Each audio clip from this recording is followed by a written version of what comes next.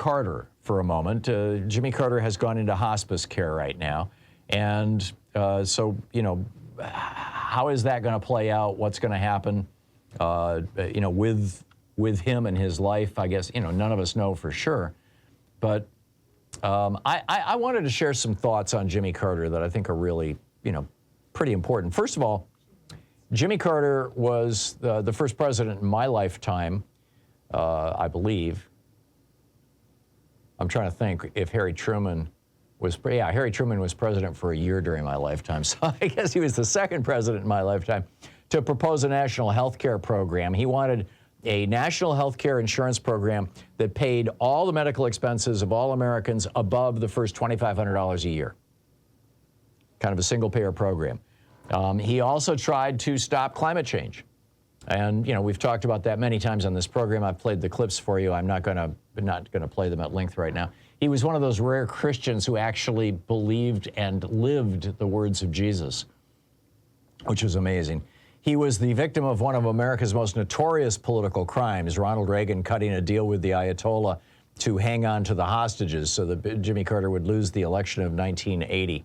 He won the Nobel Peace Prize, you know, for his work in the Middle East, which was just extraordinary. I mean, the things that this man did.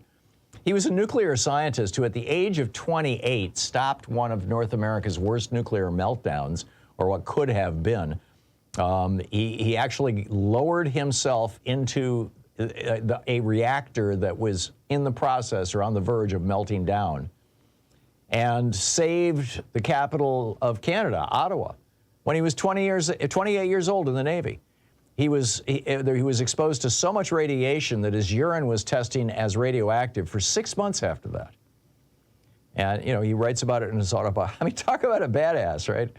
This man is in, plus, you know, he came on my program and said, like, you know, speaking of Citizens United, it violates the essence of what made America a great country in its political system. Now it's just an oligarchy with unlimited political bribery being the essence of getting the nominations for president or the elected president. And you know, he went on from there. Jimmy, we wish you well. We pray for your gentle and beautiful passing into the light, and support for Rosalind and the family. You know,